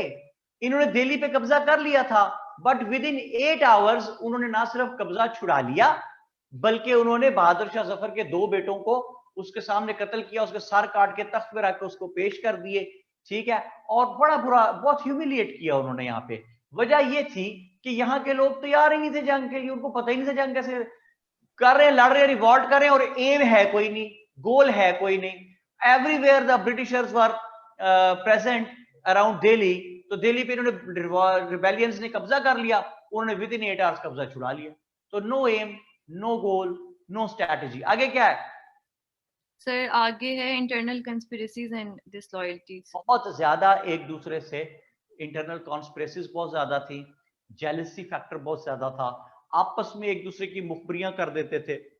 उससे क्या होता था, उससे वहां के लोग जो है, ब्रिटिशर्स जो हैं, उनको पता चल जाता था और वो बंदा उठा लेते थे, बीच वाला जो मेन आदमी होता था उसको वो उठवा लेते थे। तो उससे सारा इनका प्लान जो है वो चौपट हो ऐसा। तो इंटरनल जो इंट्रीग्स थी, साजिशें और जो जेलसीज थी एक दूसरे से, वो बहुत वाइटल साबित हुई। इसी तरह आप उनकी सुपीरियरिटीज देख लीजिए कि सारा सी ओपन पड़ा था उनके लिए, अटलांटिक भी, पैसिफिक भी, जहां से उनका दिल चाहता था असला लाते थे। पूरे इंडिया के कोस्ट फ्री पड़ी थी उनके लिए, असला लाते थे, जमा करते थे, अटैक करते थे, मारते थे। Nobody was there to stop them, कोई उनका कंपटीशन नहीं था। और आप ये देखें कि पूरा एक कंट्री उनकी बैक पे है, इंग्लैंड, एक बड़ी कंट्री बकायदा, it was on the back of east India company. तो फिर उन्होंने ही जीतना था ना भाई। और फिर आप देखें कि equipment, better equipment, obviously they were having the better equipment. और एक सबसे मजे की बात यह कि they knew the psychology of the locals very well. उनको लोकल्स की साइकोलॉजी का बहुत अच्छी तरह इल्म था, किसको ब्राइब करना है, किसको थ्रेट करना है, किसको कत्ल करके दूसरे नंबर 2 को लाके उसको खरीदना है, किसको ह्यूमिलिएट करना है, किसी को डराना धमकाना है। They knew each and everything. So जो लोकल्स ने हारना तो इनका मुकद्दर ठहर ही चुका था, ये जंग हार गए। जब जंग हार गए तो फिर देखें 2 तरह के इम्पैक्ट सामने आए। क्या क्या लिखा हुआ है Maria? General impacts and undesirable impacts. General impacts and undesirable, कहां गई मारिया? सर यहीं पे हूँ, general impacts and undesirable impacts. Impacts. बात यह है कि जो जनरल है उसमें आप सबसे पहले आपके पास लिखा हुआ है कि India directly given under crown. जो सबसे पहला इंपैक्ट आया वार ऑफ इंडिपेंडेंस का वो ये आया कि India was given directly under crown and it became British India. दूसरी बात, ईस्ट इंडिया कंपनी अबॉलिश्ड, यानी अब ईस्ट इंडिया कंपनी की जरूरत नहीं ना रही। तो किसी चीज की जरूरत कब नहीं रहती मारिया? फिर जब आपको फुल कंट्रोल हो जाता है तो उनको वो ईस्ट इंडिया, जब उस चीज का काम खत्म हो जाता है ना, the thing which was assigned to that institution, वो assigned project जो है वो पूरा हो गया तो उसको खत्म कर दिया उन्होंने जनाब। ठीक है जी, मकसद पूरा हो गया और उन्होंने उसे खत्म कर दिया भाई। अच्छा, डॉक्ट्रिन ऑफ लैप्स अबॉलिश्ड। तो भाई डॉक्ट्रिन ऑफ लैप्स बनाया क्यों हुआ था कि इस स्टेट पे भी कब्जा हो जाए, इस पे भी कब्जा हो जाए, उस पे भी कब्जा हो जाए। तो अब तो सारे इंडिया पे कब्जा हो गया, अब क्या करना है? डॉक्ट्रिन ऑफ लैप्स को वो अबॉलिश कर दिया। फिर ब्रिटिश एटीट्यूड में चेंज आ गई।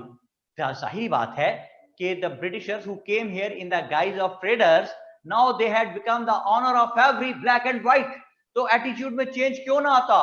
फिर उन्होंने ब्रिटिश आर्मी यहां पे एस्टेब्लिश करनी शुरू कर दी, ब्रिटिश इंडियन आर्मी बकायदा तौर पे बनानी शुरू कर दी, ऑर्गेनाइज करनी शुरू कर दी। और एक चीज में लिखी हुई है कॉन्स्टिट्यूशनल एंड डेमोक्रेटिक डेवलपमेंट, नजर आई मारिया? जी सर, पॉइंट 4 है। डब्बा डाले, डब्बा कॉन्स्टिट्यूशनल डेमोक्रेटिक डेवलपमेंट, स्टार लगा लें साथ रजिस्टर पे लिख के कि कॉन्स्टिट्यूशनल एंड डेमोक्रेटिक डेवलपमेंट पे हमने पूरे 2 लेक्चर्स में बात करनी है। Okay okay sir. अच्छा जी, तो दूसरी तरफ आप देखें कि अनडिजायरेबल जो इंपैक्ट्स है कि it was an effort good for nothing, मतलब एक ह्यूज इकोनॉमिक लॉस हुआ और तो कुछ ना हुआ। अच्छा, मुसलमानों के लिए specifically it was a great shock because right from the beginning, the time the Muslims arrived in subcontinent in 712 AD, till then, till 1857, from 712 till 1857, Muslims kept in rule somewhere somehow. But it had happened first time ever that the Muslims had lost the rule from all the corners of India. Rather, they had fallen in a very, very drastic and hazardous situation. अच्छा जी, Hindus के लिए इतना बड़ा shock नहीं था, इसलिए कि they were already living under the rule of Muslims and they were forced to study Persian, which was an inferior language in those days. English was a superior language. तो Hindus जिस वक्त ये जंग खत्म हुई, वॉर ऑफ इंडिपेंडेंस, हार गए locals, तो Hindus were quick enough to realise कि अब बहुत मार पड़ेगी। तो उन्होंने क्या किया, they immediately managed to make their access to the British government and made them realize that whole of the war of independence was planned, organized, strategized, established, implemented and fought by the Muslims, and Hindus were innocent about it. Moreover, in order to strengthen their statement, in order to justify their statement to the Britishers, they said, sir, you snatched, Britishers, you snatched the rule from the Muslims and not from the Hindus. So what was wrong with the Hindus to head a war against you? It was the element of Muslims only. दूसरी तरफ मुसलमान क्या कर रहे थे, ये statements दे रहे थे कि इन काफरों को, नॉन बिलीवर्स को उठा के बाहर फेंक देंगे, दिल्ली के लाल किले पे झंडा लहरा देंगे, और जनाब जो इंग्लिश पढ़ता है वो काफर हो जाता है, जो इंग्लिश पढ़ता है उसका निकाह टूट जाता है। इस किस्म के फतवे दे रहे थे ये लोग यहाँ पे, तो जो ब्रिटिश हिंदूज की स्टेटमेंट्स को मजीद जस्टिफाई करते चले जा रहे थे। तो फिर ब्रिटिशर्स ने मुसलमानों को पकड़ के मारना शुरू किया। मुस्लिम्स वर हैंग्ड, 27,000 मुसलमानों को फांसियां देती। मुस्लिम्स वर सेंटेंस्ड, कोर्ट से सजाएं सुनाई गई। मुस्लिम्स वर पनिश्ड, मारा गया उनको पकड़ के। Muslims were sacked from the jobs, नौकरियों से निकाल दिया गया। बॉम्बे बार में 240 वकील थे, जिनमें सिर्फ एक मुसलमान वकील बचा। मुसलमानों के मदरसों को आग लगा दी। Their ulmas were held mainly liable to instigate the Muslims against the Britishers. और हमारे उलमा जो थे उनको पकड़ के इंडेमन आइलैंड्स, इंडिया के साउथ में कुछ जजीरे हैं, वहां ले जाके रख दिया। वहां क्लाइमेटिक कंडीशंस, एनवायरमेंटल कंडीशंस इतनी टफ हैं कि अगर 2 महीने बंदा वहां रहे तो स्किन गल के गिरनी शुरू हो जाती है, डिके कर जाती है इंसान की स्किन। तो वहां पे उनको रख के छोड़ दिया जनाब। 3-3 दिन उनको भूखा रखते थे, और जब खाने को देते थे तो पिग देते थे जान के, उनको ह्यूमिलिएट करने के लिए। दिल्ली में शाह वलीउल्लाह की एक बहुत खूबसूरत लाइब्रेरी थी, उस लाइब्रेरी को इन्होंने आग लगा दी, बहुत नुकसान हुआ वो। फिर इन्होंने मुसलमानों को जब जॉब से निकालते थे तो इट वाज ऑलरेडी मेंशन्ड, अगर कोई नई job, if it was any new job advertised in the gazette, so it was already mentioned there that Muslims were not eligible even for the interviews, कहते interview देने के लिए भी नहीं आना मुसलमानों ने। तो ये हालात है मुसलमानों के। Even their children were robbed of the hope of a better future। भाई जिस बच्चे के दादे को फांसी हो गई है, जिस बच्चे के बाप को जेल में डाल दिया है, चाचे को कोड़े पड़ रहे हैं, भाई को नौकरी से निकाल दिया है, घर में फाके हैं, बाहर निकल के बताता है कि मुसलमान है तो मार पड़नी शुरू हो जाती है, ऐसे बच्चे के पास फ्यूचर की क्या होप बचेगी। तो ये देखिए कि ये these were the circumstances of the Muslims, जिसमें ब्रिटिश मुस्लिम्स को अपना राइवल समझ रहे हैं और मार रहे हैं बहुत बुरी तरह पकड़ के। लेकिन यहाँ पे फिर जिस तरह अकबर इस्लाम को ले डूबने लगा था तो वहां आके बचा लिया था शेख अहमद सरहिंदी ने, औरंगजेब अपनी पॉलिसी से इस्लाम को ले डूबने लगा था तो वहां आके बचा लिया था शाह वलीउल्लाह ने। तो यहाँ पे जब मुसलमानों की हरकतों की वजह से इस्लाम खतरे में पड़ गया सब कॉन्टिनेंट में, तो वहां सामने आ जाते हैं सर सैयद अहमद खान। ठीक है मारिया? जी सर। मारिया सो रही जाग रही है? नहीं सर, जाग रही हूँ, सुन रही हूँ। ताकत से बोलना। सर जाग रही हूँ, नाश्ता नहीं किया अभी तक इसलिए। ओए होए होए होए, नाश्ता नहीं किया तो कर लेना था ना नाश्ता। सर बनाया नहीं है अभी, क्लास के बाद बना के करूंगी। तो क्लास के बाद तो दूसरी क्लास स्टार्ट हो जानी फटाफट। जी सर, उसके बाद। अच्छा, आप अपने पेरेंट्स के साथ वहां रहती हैं या शादी करके वहां गई हैं? नहीं सर, मैं यहाँ पे काम करती हूँ, मेरे पेरेंट्स पाकिस्तान में और मेरी शादी नहीं हुई है, तो मैं आई वर्क हियर। आप क्या काम करती हैं बेटा, किस शोबे में हैं? Sir I work in Careem, I am looking after business development for Careem UAE. अच्छा, माशाल्लाह, वेरी गुड जी, वेरी गुड। तो आपको तो बेटा अपनी सेहत का बहुत ध्यान रखना चाहिए। अगर पेरेंट्स भी इधर हैं, साथ भी कोई नहीं, अपनी सेहत का बहुत ध्यान रखा करें। और सेहत का ध्यान रखने के लिए सबसे जरूरी काम ये है कि आप ब्रेकफास्ट जरूर कर लिया करें, क्योंकि ब्रेकफास्ट जब आप नहीं करते तो आपकी सेहत पे बहुत बुरा असर पड़ता है। क्योंकि मैं खुद ब्रेकफास्ट नहीं करता इसलिए बता रहा हूँ, रोज भूल जाता हूँ। फिर यहाँ आ गया आज, तो आज मैंने आके अय्याशी महीने के पराठे काम की थी। मैंने पराठा मंगवाया और अंडा मंगवाया, ठीक है जी, और अंडा पराठा आमलेट खाया पराठे से। ये मेरे लिए बहुत बड़ी एक अय्याशी है, ठीक है जनाब। तो इसलिए आप देख रहे हैं आज मेरी बात में ताकत कितनी है, ताकत, ठीक है। ओके, सर मेरा वीकेंड मील होता है अंडा पराठा, और अभी मेरी अम्मी ने मुझे बहुत खिला के भेज दिए हैं, तो अब थोड़े अरसे के लिए पराठे से दूर रहूंगी। नहीं, अम्मी कुछ खिला के भेजती है तो 5 से 7 8 10 दिन 12 दिन आगे का खिला देती है वो, सर वो इतने जखीरा कर लेती है अंदर। तो वो जब पराठे इतने खाए हैं, उनका वेट भी तो उतना ही गेन हुआ होगा ना, तो थोड़ा सा आना हाँ, पड़ेगा। ये तो है भाई बात पराठा है। खा के मुझे तो नींद आती है सर, आप पता नहीं एक्टिव कैसे हो जाते हैं, मेरा तो नैप लेने का दिल करता है अंडा पराठा खा के। सुस्त लोग हैं ना आप। सर आप सारी कौम में बेटे ब्रायलर के बने हुए, ठीक है। वो जो नैश सा ब्रायलर नहीं होता, जिसको जिसको तो कसाई पकड़ने लगता है पिंजरे में, तो वो एहतजाज ही कोई नहीं करता, वो हल्का सा कहता कौ कौ कौ कौ, वो कहता चल भाई आजा काका तेरी बारी, पकड़ के ले जाता है। आप जो पुराने जमाने में जो देसी मुर्गा होता है ना, देखा है कभी आपने देसी मुर्गा मारी? जी सर, मेरे अम्मी अब्बू चकवाल से, यूनाइटेड किंगडम ऑफ चकवाल से हैं, तो मेरा बचपन यूनाइटेड किंगडम ऑफ चकवाल से है। यार ये तो मशहूर हो गया भाई, यूकेसी हमारा, यूनाइटेड किंगडम ऑफ। लो जी, और लोग आ गए चकवाल से। हसन, डाकखाना मिल गया जी, मुबारक हो आपको। और भी लोग आ गए बहुत सारे, यूएसटी से, यूनाइटेड स्टेट्स ऑफ तेलंगाना, और यूनाइटेड किंगडम ऑफ चकवाल से, ठीक है जनाब।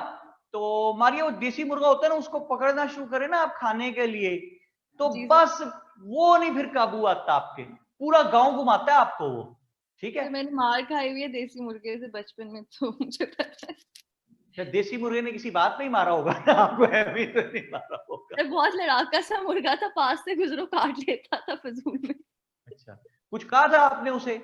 नहीं नहीं सर, मैं बहुत डरपोक बच्ची थी, मैं तो कुछ नहीं कहती थी, वो उड़ के कंधे पे वैसे ही बैठ जाता अच्छा, था। उड़ के आया देसी मुर्गा, उड़ के आया यानी?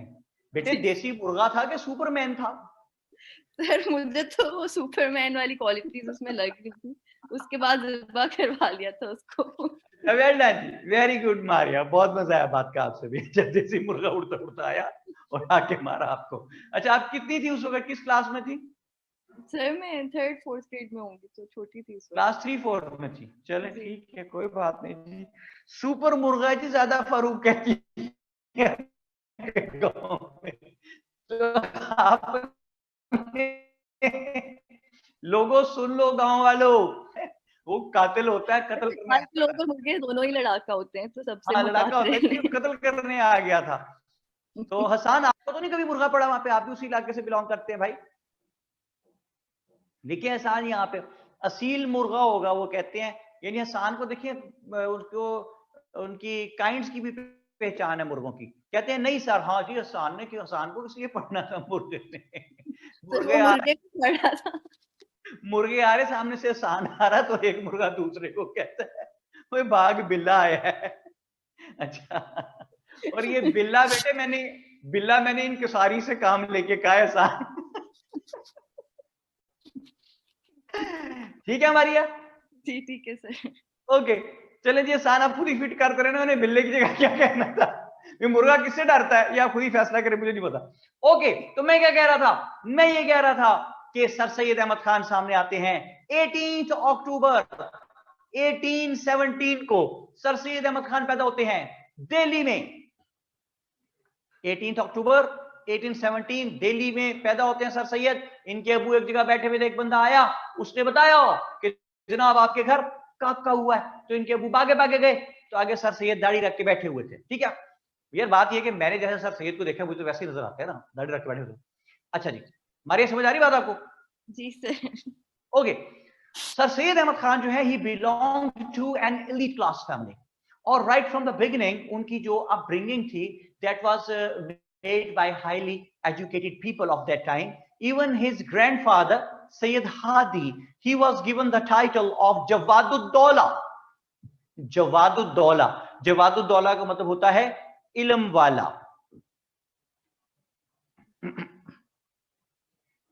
अच्छा, एक बड़ी इंटरेस्टिंग चीज यहाँ पे लिखी हुई है, अहमद शाह साहब ने, सॉरी एहसन शाह, वो कहते हैं नहीं सर मेरे पास 250 मुर्गे हैं देसी।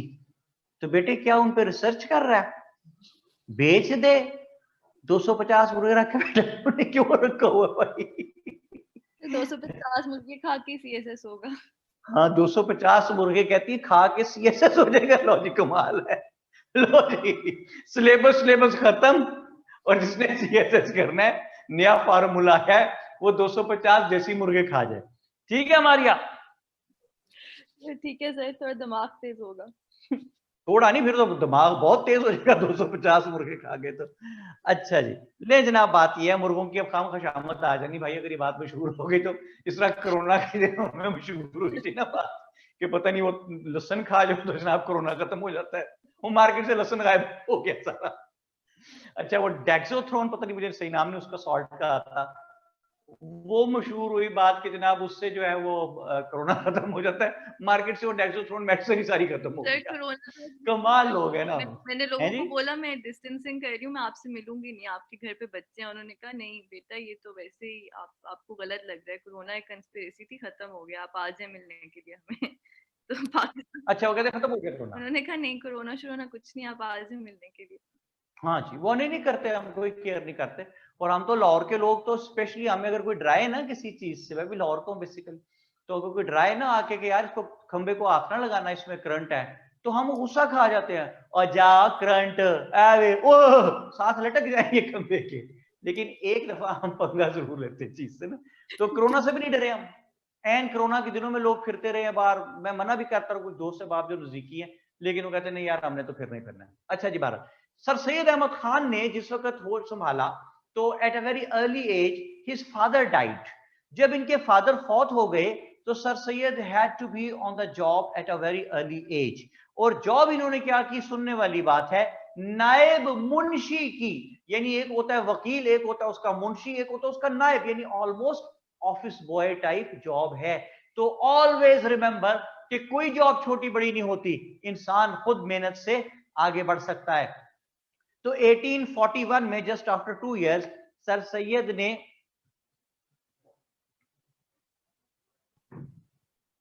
अच्छा जी वो कुछ लिखा हुआ उन्होंने, मैं पढ़ने की कोशिश कर रहा था। सर सैयद ने 1841 में सब जज का एग्जाम दिया, जूनियर जज का, और जूनियर जज भर्ती हो गए। And then for rest of his life he kept on working in the field of judiciary. Sir Syed Ahmad Khan, sir Syed Ahmad Khan जो है he was a very liberal sort of person. और after specially during the war of independence, sir Syed Ahmad Khan पे ना Britishers को एतबार बहुत ज्यादा था, बहुत एतमाद करते थे। और वो एतमाद उस वक्त और बढ़ गया जिस वक्त during the war of independence 1857 sir Syed Ahmad Khan provided refuge to a lot of European families. क्योंकि यहाँ के लोग जो हैं वो यूरोपियन फैमिलीज की औरतों को, बच्चों को, बंदों को जो काबू आ जाते थे, गोरे यूरोपियंस, उनको वैसे सादा कत्ल नहीं कर देते थे, उनको सड़क पर रख के सिवा करते थे, रोड पे रख के, इतने जालिम थे। तो उनको सर सैयद ने रेफ्यूज प्रोवाइड किया बहुत सारे ब्रिटिशर यूरोपियंस को। तो ये ब्रिटिशर्स का सर सैयद पे कॉन्फिडेंस जो है वो और भी बहुत ज्यादा बढ़ता चला गया। और उसका रिजल्ट ये निकला कि after the war of independence when sir Syed Ahmad Khan observed that the Muslims had really fallen in a very hazardous situation and the Muslims were really under a cloud, or they were faced with very very severe circumstances. So Sir Syed Ahmad Khan decided to do something for the Muslims. तो Sir Syed Ahmad Khan ने सबसे पहले जो है एक magazine issue किया, causes for the revolt of 1857, causes for the revolt of 1857। जी मारिया, समझ आ रही बात? जी सर। सर मैगजीन जो है वो सिर्फ मुस्लिम्स को टारगेट कर रहा था या ओवरऑल सब लोगों को? ओवरऑल जी, वो देखिए कॉजेज फॉर द रिवॉल्ट है ना, तो ओवरऑल है, सबके लिए है। इसमें कॉज ये उर्दू में उन्होंने छापा, उर्दू में इसका नाम था रसाला बराए असबाबे बगावत हिंद। तला शायद एग्जैक्ट ईयर नहीं पता जी, बस वार के बाद है 1860s में। रसाला बराए असबाबे बगावत Hind, causes for the revolt of 1857, ये इन्होंने उर्दू में शाया किया। उसके बाद इसको इंग्लिश में ट्रांसलेट किया and then it was sent to London as well, ताकि ब्रिटिशर्स को भी साबित हो सके, बताया जा सके कि वार के मेन कॉजेज क्या थे। तो सर सैयद ने इसमें लिखा कि only the natives, the Indians, the Hindus, the Muslims, the Sikhs, they were not only factor who are responsible for the war of independence, rather sir Syed ने कहा Britishers you are also responsible for this war. तो उन्होंने कहा कि भाई हमने क्या किया है सर सैयद? तो उन्होंने कहा भाई आपने ये किया। सर सैयद ने कहा कि you never provided the masses of subcontinent with any kind of platform with the help of which they would have communicated their problems, their reservations, their inconveniences, their complaints to the British government. किसी किस्म का कोई platform भी provide नहीं किया आपने।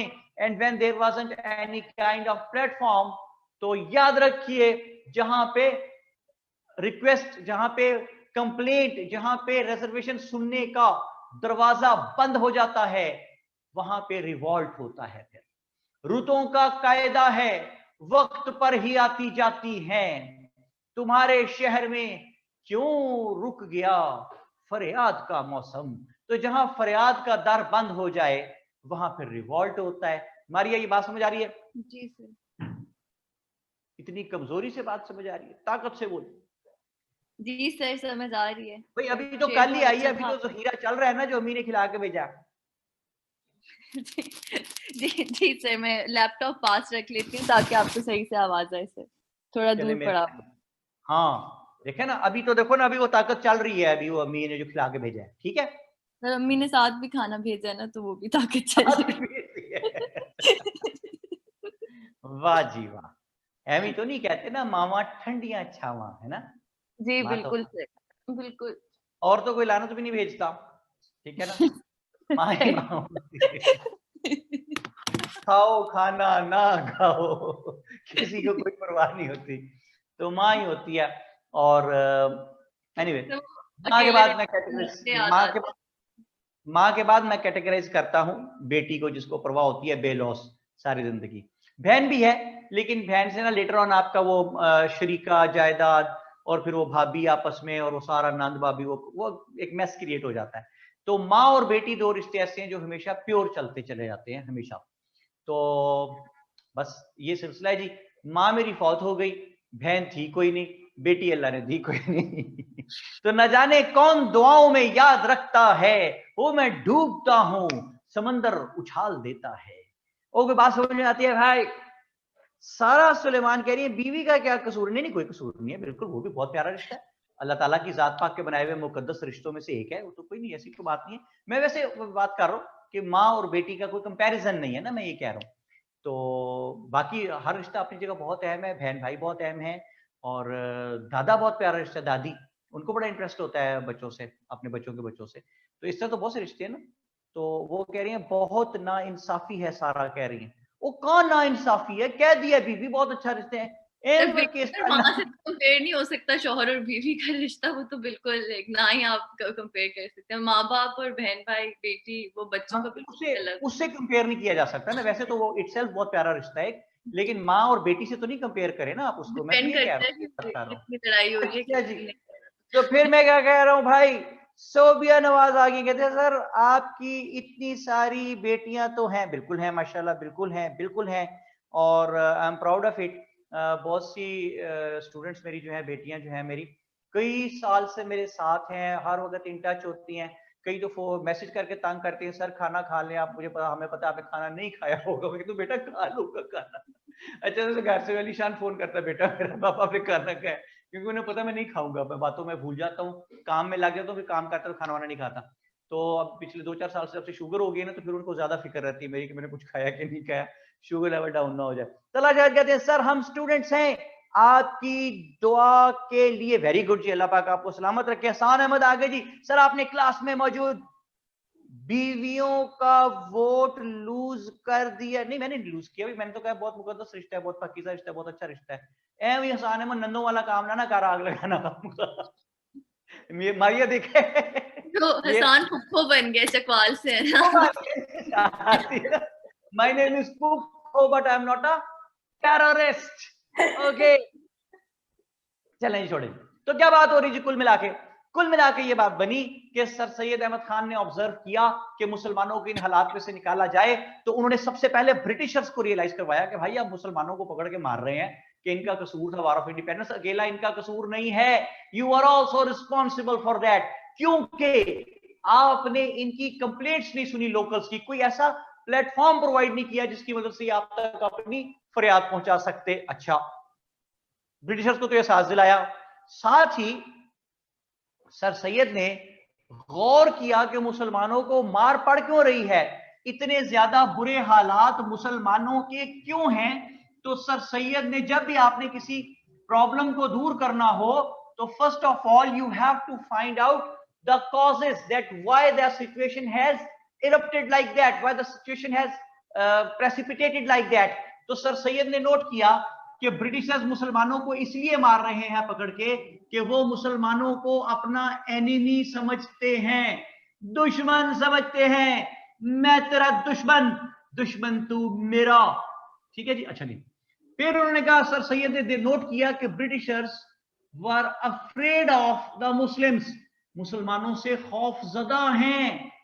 अच्छा जी, और मुसलमानों को वो इनकैपेबल समझते हैं।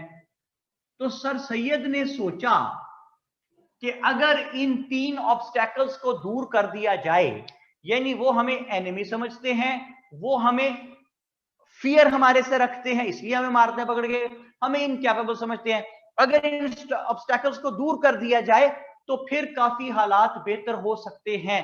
तो सर सैयद अहमद खान ने क्या किया जनाब, एनिमी, सर सैयद ने कहा Muslims try to become loyal with the British government, British government के साथ लॉयल हो जाओ। दूसरा सर सैयद ने कहा कि जो अंग्रेजों को हमारे से फियर है ब्रिटिशर्स को, वो फियर क्या है, वो फियर ये है कि यार ये कहीं हमें दोबारा कंपीट करके हमें उठा के यहां से बाहर ना फेंके। तो सर सैयद ने कहा Muslims adopt aloofness from politics,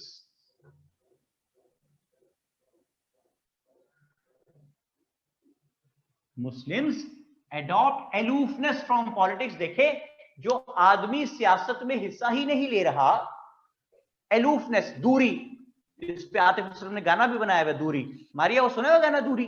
ji sir, दूरी से ही। हाँ जी, वो इसी में बनाया उसने कि सर सैयद ने मुसलमानों का, Muslims try to get aloofness from politics, सियासत से दूर रहो। तो मेरे जुमले को हमेशा याद रखना कि whosoever stays away from the politics, whether he was a person or whether it is an institution, it really becomes the apple of the eye of the government, क्योंकि जो पॉलिटिक्स में नहीं वो गवर्नमेंट का कंपेटिटर नहीं, तो जो government का कंपेटिटर नहीं वो गवर्नमेंट को अच्छा लगता है। ठीक है जनाब सर, लेकिन इसमें ब्रिटिश को यकीन कैसे आएगा कि मुसलमान, क्योंकि उनका फियर तो ये है ना कि पीछे से कब से मुसलमानों का कंट्रोल है। तो अगर मुस्लिम पॉलिटिक्स से अलग भी हो जाते तो they were still trying to make them more incapable. एक तो मुसलमान खुद टाइम से पीछे हैं, दूसरा वो उनको आगे आने नहीं दे रहे। बिल्कुल शाबाश, बहुत अच्छी बात। देखें अब तक हमने जो बात की, कहा मुस्लिम्स एलूफनेस फ्रॉम पॉलिटिक्स, सियासत से दूर रहो, हो गए सियासत से दूर। अगली बात अब आपकी आ रही है, जो हमारी आप कह रही हैं कि सियासत से दूर हो भी जाएंगे तो इतना लंबा अरसा ये रूल में रहे हुए हैं तो समहाउ ये कोशिश करते रहेंगे रूल में आने की दोबारा। तो सर सैयद ने कहा भाई लॉयल हो जाओ ब्रिटिश गवर्नमेंट के साथ। समझ आई मारिया बात? अब जी सर, अब तो लॉयल हो गए, और इन कैपेबिलिटी को कैसे दूर करना है? सर सैयद ने कहा Muslims start getting modern education, ये जो पॉलिसी मैंने आपको सर सैयद अहमद खान की बताई, ये पॉलिसी है trinity policy, it is known as TRINITY, trinity policy of sir Syed Ahmad Khan. यानी ट्रिनिटी पॉलिसी में सर सैयद ने मुसलमानों को कहा कि try to become loyal with the British government, try to get aloofness from the politics and try to get the modern education. देखिए ये चक्कर क्या चल रहा है, मुसलमानों को जॉब्स नहीं मिल रही, तो सर सैयद ने मुसलमानों को इकोनॉमिक एस्पेक्ट में ठीक करना था, सोशल एस्पेक्ट में ठीक करना था, रिलीजियस एस्पेक्ट में ठीक करना था और एज अ नेशन ठीक रखना था। तो बात यह है कि सोशल एस्पेक्ट कैसे ठीक होगा, जब इकोनॉमिक प्रॉस्पेरिटी होगी। तो इकोनॉमिक प्रॉस्पेरिटी मारिया कैसे आएगी, वो आएगी जॉब्स से। ओके, पढ़ने लिखने से और फिर जॉब से। अभी तो इस टाइम पे तो पढ़ भी जॉब्स कहां से आएंगी, जॉब्स आएंगी एजुकेशन से। तो मैं ये कहता हूं कि 2 इंटरव्यू करके आपको दिखाता हूं। पहला इंटरव्यू, हाँ भाई आओ, क्या नाम है जी? मेरा नाम आनंद शर्मा है। कहा आनंद पहले क्या कितनी जमातें पढ़े हुए हो? उसने कहा sir I have pass 8 standards, 8 जमातें पढ़ी हुई हैं। कहा sorry Anand, this job is for a person who has cleared 10 standards, better luck next time. इससे क्या साबित हुआ मारिया कि अगर आनंद ने 10 जमातें पढ़ी होती तो उसको वो जॉब मिल सकती थी? जी पॉसिबिलिटी थी सर। पॉसिबिलिटी थी, ओके हो गया। अच्छा दूसरा इंटरव्यू करते हैं। हाँ जी, क्या नाम है जी? अब्दुल्ला। कहता है आउट। समझ आई आपको बात? जी यानी अब्दुल्ला को तो मुसलमान होने के नाते नाम सुनते ही निकाल दिया। तो नो मैटर अब्दुल्ला ने पीएचडी भी की होती तो उसको जॉब नहीं मिलनी थी। क्यों? वहां तक तो बात ही नहीं ना गई इंटरव्यू में, सिर्फ नाम सुन के निकाल दिया कि मुसलमान है। तो भाई बात यह है कि आपको उनके साथ लॉयल होना पड़ेगा। क्यों नाम सुनते ही कहा गेट आउट? इसलिए कि दुश्मनी है। वो हमें समझते हैं कि हमारे दुश्मन हैं, वो ये समझते हैं ये हमारे से लॉयल नहीं है। तो पहले तो उनको लॉयल बन के दिखाएं, पहले उनको फियर दूर करें, अलूफनेस फ्रॉम पॉलिटिक्स इख्तियार करके, फिर आए बैठे इंटरव्यू दें। अच्छा जी, लॉयल्टी भी हासिल कर ली और उनकी एनिमिटी भी खत्म कर दी, फियर भी खत्म कर दिया अलूफनेस फ्रॉम पॉलिटिक्स से। मारिया फिर यही इंटरव्यू करते हैं। आए जी बैठे, क्या नाम है जी? Abdullah. Abdullah okay fine, welcome, बैठो, have a cup of tea. इसका क्या मतलब है कि दुश्मनी has been, enmity has been removed. Yes no Maria? जी सर, कम हो गई है। अगला सवाल, अब्दुल्ला क्या पढ़े हुए हो? कहता है जी 2 जमातें पढ़ी हुई हैं, उसके अलावा मदरसे में तालीम हासिल की। उन्होंने कहा सॉरी अब्दुल्ला, ये जॉब्स उस आदमी के लिए है जिसने 10 स्टैंडर्ड्स पास किए हुए हैं। तो साबित ये हुआ कि ना सिर्फ उनसे लॉयल्टी शो करनी है बल्कि उनका फियर भी दूर करना है कि हम उनके कंपेटिटर्स हैं, अलूफनेस फ्रॉम पॉलिटिक्स इख्तियार करके, और साथ ही साथ मॉडर्न एजुकेशन भी हासिल करनी है। तो मॉडर्न एजुकेशन हासिल करना भी जरूरी था। वे जो आपका लॉयल्टी का लेवल है ब्रिटिशर्स के साथ, वो साबित करना भी जरूरी था, और उनका ये फियर कि हम उनके कंपेटिटर हैं, ये दूर करना भी जरूरी था। वो मोहब्बत भी जरूरी थी और बिछड़ना जरूरी था, है ना? माशाल्लाह, ये आईक्यू लेवल चाहिए मारिया, ये अच्छा जी, तो देखें सर सैयद ने अपनी ट्रिनिटी पॉलिसी से ये लॉयल्टी भी मुसलमानों को लेकर लॉयल होने की तरफ लेके आए, अलूफनेस फ्रॉम पॉलिटिक्स करवा के कंपेरेटर वाला फियर भी हटाया ब्रिटिशर्स का, और मॉडर्न एजुकेशन भी दिलाई। तो मुसलमानों को जॉब्स मिलने लगी। जरा तवज्जो से पूरा चेन सुनिएगा जो बनाने लगा हूं कि when sir Syed removed the element of fear from the Britishers that Muslims were their competitor with the help of aloofness from politics, and Sir Sayyid convinced the Muslims to become loyal with the British government, and he also provided them modern education. Then Muslims started getting the jobs. जब jobs मिली तो with the help of those jobs Muslims started to attain the economic prosperity. When they managed to get the economic prosperity, they started enjoying the social respect.